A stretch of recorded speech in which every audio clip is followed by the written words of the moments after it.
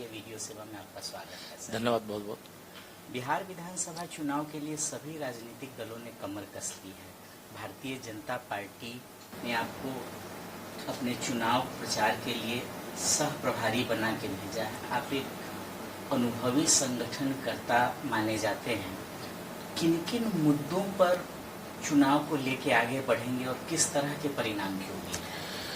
देखिए, भारतीय जनता पार्टी और एनडीए गठबंधन बिहार में जिसका बहुत मजबूत आधार है, सुशासन और विकास, गरीब कल्याण, महिला सशक्तिकरण, किसानों के आमदनी की वृद्धि, समाज के सभी वर्गों को, जो हमारे प्रधानमंत्री माननीय श्री नरेंद्र मोदी जी कहते हैं, सबका साथ, सबका विकास, सबका विश्वास और सबका प्रयास, हमारा मुद्दा यही है।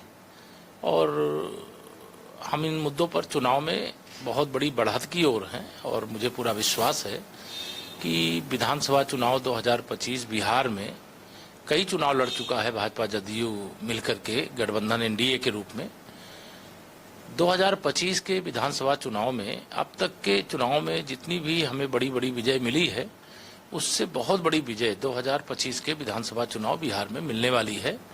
और श्री नीतीश कुमार जी के नेतृत्व में हमारी सरकार फिर से बहुत बड़े बहुमत से बनने जा रही है। एनडीए और विपक्षी महागठबंधन के बीच मुकाबले को लेकर राष्ट्रीय जनता दल, तेजस्वी यादव और कांग्रेस राहुल गांधी, इनका दावा है कि राज्य बदलाव की ओर बढ़ रहा है, राज्य में बदलाव होगा, ऐसा इनका दावा है। देखिए, मुंगेरी लाल के हसीन सपने देखना श्री राहुल गांधी जी का हो या श्री तेजस्वी यादव जी का हो, यह स्वाभाविक है।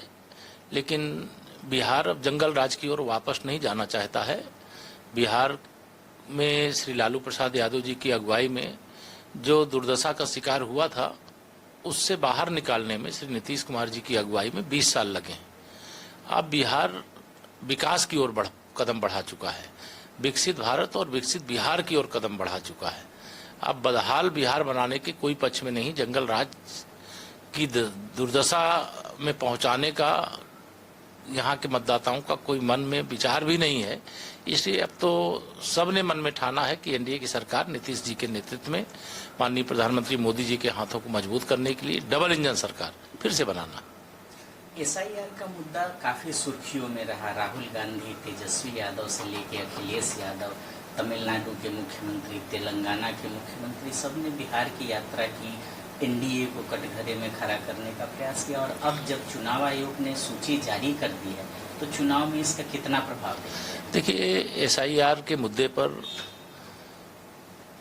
चाहे वह राष्ट्रीय जनता दल कांग्रेस की जो भी यात्रा रही है, वह जनता को गुमराह करने वाली रही है। 2024 के लोकसभा चुनाव में भारतीय जनता पार्टी अगर 400 लोकसभा सीटों में जीतेगी तो संविधान खत्म कर देगी, इस प्रकार का दुष्प्रचार किया। और उस दुष्प्रचार के सहारे देश में कुछ सीटें जो इनको जीतने की स्थिति नहीं थी, उनमें भी जीतने में सफल हो गए। लेकिन यह झूठ का पर्दाफाश जब रिजल्ट आया, उसके बाद हो गया कि भारतीय जनता पार्टी संविधान खत्म करने वाली नहीं, संविधान के द्वारा जो देश को, सरकार को, जनता को अधिकार मिले हैं, उन तक पहुंचाने वाली सरकार बनी है। और भाजपा संविधान का सम्मान करती है, पूजा करती है और भारत रत्न बाबा साहब डॉक्टर भीमराव अंबेडकर जी की पूजा भी करती है। और इसलिए इस प्रकार के दुष्प्रचार को जब लोगों ने समझ लिया कि कांग्रेस हो या राष्ट्रीय जनता दल हो या जो इंडी गठबंधन उस समय था, उसने दुष्प्रचार किया और दुष्प्रचार के कारण से उनको जो सीटें मिली, तो उसी रास्ते पे उन लोगों ने लोकसभा चुनाव के तत्काल बाद जब हरियाणा विधानसभा का चुनाव हुआ उसमें भी गए, महाराष्ट्र विधानसभा चुनाव में भी गए, दिल्ली प्रदेश विधानसभा चुनाव में गए। लेकिन तीनों राज्यों में भारतीय जनता पार्टी ने प्रचंड बहुमत से सरकार बनाने में सफलता अर्जित की और जनता इनके झूठ से, इनके फरेब से, इनके धोखेबाजी से अवगत हो चुकी थी। इसलिए अब इनका झूठ, जैसे वोट एसआईआर के मुद्दे पे वोटर के नाम काटने का, दुष्प्रचार करने का जो काम किया, इसे बिहार की जनता जान गई। ये तो फर्जी आरोप है। ये संवैधानिक संस्थाओं को और सरकार को, माननीय प्रधानमंत्री मोदी जी को, आदरणीय हमारे नीतीश कुमार जी को, सबको बदनाम करने की साजिश है। इसलिए इस साजिश करने वाले लोग बेनकाब हो चुके हैं। इसका साजिश करने वालों को नुकसान होगा, फायदा नहीं होगा। जिस तरह से आरजेडी कांग्रेस के मंच से प्रधानमंत्री जी को लेकर अमर्यादित भाषा के उपयोग की खबरें आई, उसका चुनाव पर क्या असर है?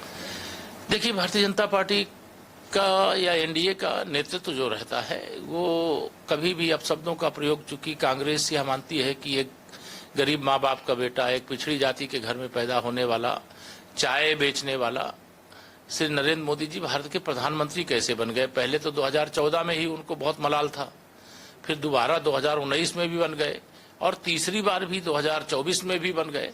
तो इससे कांग्रेस बौखला गई है। ये सत्ता पे अपना मतलब जन्मसिद्ध अधिकार समझते हैं कि लोकतंत्र नहीं राजतंत्र है और गांधी खानदान का ही कोई प्रधानमंत्री होना चाहिए। इस प्रकार का इनके मनमानस में एक भाव भरा रहता है। इसलिए खिसियानी बिल्ली खंबा नोचे। जो आदरणीय प्रधानमंत्री जी की माता जी, जिनका कोई राजनीति से लेना देना नहीं, जो कभी कोई चुनाव नहीं लड़ी, वो स्वर्गवासी हो गई हैं।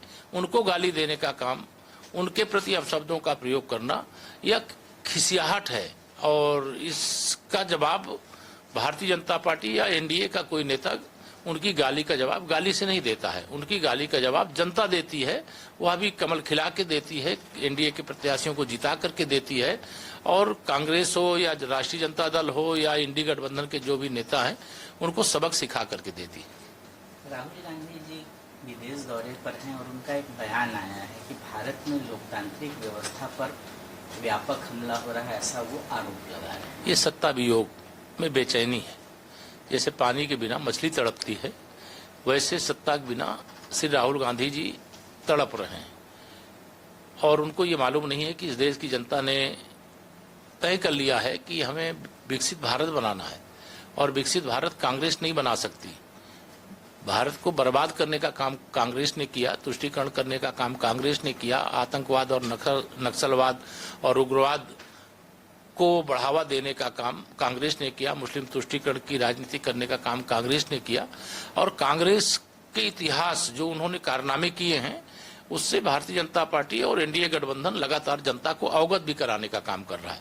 इसलिए इनको 2047 तक सत्ता के आसपास भी कहीं फटकने की संभावना नहीं दिखती। इसलिए बौखलाहट में भारत के बाहर भी जाकर के भाजपा का विरोध करते करते ये भारत का विरोध करने लगते हैं। दुनिया में भारत का लोकतंत्र सबसे मजबूत लोकतंत्र है, भारत का संविधान सबसे सर्वश्रेष्ठ संविधान है, भारत की सेना दुनिया की सबसे सर्वश्रेष्ठ सेना है, भारत की संवैधानिक संस्थाएं सबसे बेहतर संस्थाएं हैं। इसके बाद भी जो कृत्य कर रहे हैं श्री राहुल गांधी जी, इसका भी जवाब इनको बिहार के विधानसभा चुनाव में मिल जाएगा, जब कांग्रेस के साथ जो गठबंधन राष्ट्रीय जनता दल का है वो चारों खाने चित होगा और यहाँ पर फिर से एनडीए बहुत बड़े बहुमत के साथ सत्ता में वापसी करेगी। आई लव मोहम्मद घटनाक्रम को लेकर के एक बड़ा विवाद उत्पन्न हो गया हुआ है। पोस्टर को लेकर के बरेली सहित कई जगहों पर हिंसा की घटनाएं भी हुई हैं। कैसे इस पर आपकी प्रतिक्रिया? देखिए, मैं ये मानता हूं कि यह सब तुष्टीकरण की राजनीति के सिवा कुछ नहीं है और तुष्टीकरण की राजनीति का अंत तो 2014 में देश के अंदर हो चुका है। और जब 2014 के चुनाव में जनता का जनादेश भारतीय जनता पार्टी को अकेले दम पर देश में बहुमत मिल गया था, तो उसी समय यह संदेश चला गया था कि अब तुष्टीकरण की राजनीति की फसल काटने वालों को इससे कुछ हासिल नहीं होगा। जो वह करने का काम करते हैं उसका उन्हें खामियाजा भुगतने का जरूर के लिए तैयार रहना चाहिए, ये मैं मानता हूं।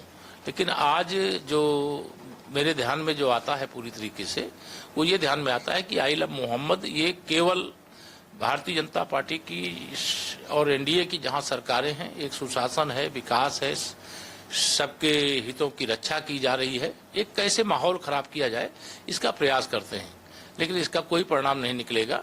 और जब तक तुष्टीकरण की राजनीति भारत में होगी तब तक इस प्रकार के मुद्दे लोग उठाते रहेंगे, इस प्रकार के मुद्दों को हवा देते रहेंगे। लेकिन इससे जो उठाने वाले मुद्दे हैं उन्हीं का नुकसान होने वाला है। भारतीय जनता पार्टी और भारतीय जनता पार्टी के साथ जो हमारा एनडीए है उसको नुकसान नहीं, उसको फायदा होने वाला। इसमें दो विषय भी सामने आए हैं। एक एआईएमआईएम के अध्यक्ष सदुद्दीन ओवैसी जी का बयान आया है, दूसरा उत्तर प्रदेश में विपक्ष के जो नेता हैं उनका कहना है कि समाजवादी पार्टी के नेताओं को बरेली नहीं जाने दिया जा रहा है, छुपाना चाह रही है, ऐसा आरोप लगा। देखिए, समाजवादी पार्टी की सरकार जब थी उत्तर प्रदेश में श्री अखिलेश यादव जी की अगुवाई में, प्रदेश के सभी जिले लगभग दंगे की आग में सुलगते रहते थे। जब से भारतीय जनता पार्टी की सरकार उत्तर प्रदेश में बनी है, एक भी दंगा नहीं हुआ। ये उनको लगता है कि हमारी सरकार में रोज दंगे होते थे और भाजपा की सरकार में एक भी दंगे नहीं हो रहे हैं। कैसे दंगे फैले, कैसे बवाल हो, कैसे शांति व्यवस्था बिगड़े, कानून व्यवस्था कैसे ध्वस्त हो, लेकिन उनके मंसूबे पूरे नहीं होंगे। ये शुद्ध रूप से श्री अखिलेश यादव जी की नौटंकीबाजी है और इस नौटंकी के कारण ही वो 2027 में 2017 की स्थिति में पहुंच जाएंगे और समाजवादी पार्टी के जो एक परिवार की पार्टी है, जो एक परिवार डेवलपमेंट एजेंसी की तरह चलती है, ये सफाई की ओर रवाना हो जाएंगे। इनका कोई बरेली में कोई ना हिंसा हुई है, ना कोई दंगा हुआ है, वहां जाने का नौटंकी करने की आवश्यकता नहीं थी। बिहार में एनडीए और महागठबंधन के बीच जो मुकाबला है, प्रशांत किशोर उसको ट्राइपोलर बनाने का प्रयास कर रहे हैं, उनकी चुनौती को कैसे देखें? उनका कहीं मैं तो आया हूं, कल से यहाँ देख रहा हूं, वो केवल मीडिया में है, क्योंकि मीडिया मैनेजमेंट में और सोशल मीडिया मैनेजमेंट में उनको थोड़ा सा भारतीय जनता पार्टी की भी सेवा उन्होंने किया है और भी कई पार्टियों की सेवा किया है, उससे थोड़ा अनुभव हो गया है। जो किंग मेकर होता है वो किंग नहीं बन सकता है। वो चुनाव लड़ाने का काम तो कर सकते हैं, लड़ने का काम नहीं कर सकते हैं। लड़ सकते हैं, लोकतंत्र में उनको अधिकार है, लेकिन चुनाव जीतने में उनकी पार्टी कहीं सफल नहीं होगी। वो एक उटकटवा के रूप में साबित होंगे और विशेष तौर से जो ओबीसी का नेता होगा, जो एससी का नेता होगा, जो एक प्रदेश में अपनी पहचान बना चुका होगा, उनके ऊपर फर्जी आरोप लगाना और मीडिया में स्पेस पाना, एक सूत्रीय एजेंडा उनका है, उसके अलावा कुछ नहीं।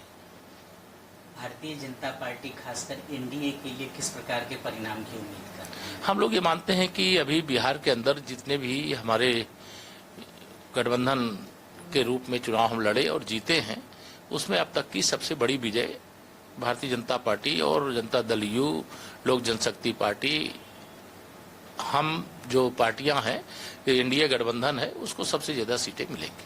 आखिरी सवाल, आज प्रधानमंत्री जी भी बिहार के लिए कई तरह के कार्यक्रमों का घोषणा कर रहे हैं, उसका लोकार्पण कर रहे हैं, क्या?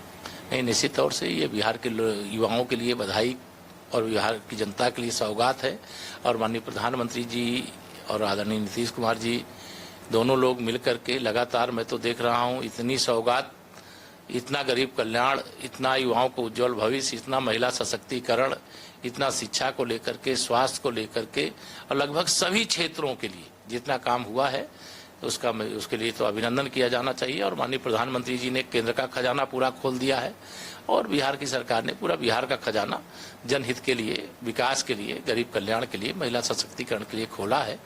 इसके लिए बहुत बधाई देता हूं और इसके बहुत सार्थक परिणाम होंगे। इससे विपक्ष बौखला गया है, घबरा गया है और चुनाव के लिए मतदान होने से पहले ही वो अपनी हार मान चुका। पीटीआई वीडियो सेवा से बात करने के लिए आपको बहुत धन्यवाद।